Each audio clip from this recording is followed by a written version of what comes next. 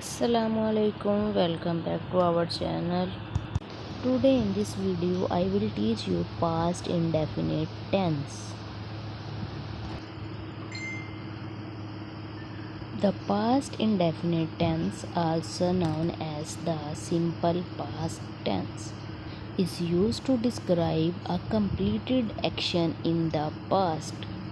It is formed by adding ed to regular verb and using the second form of irregular verbs. The structure of past indefinite tense is subject plus past tense verb plus object. For example, I walked to the store yesterday.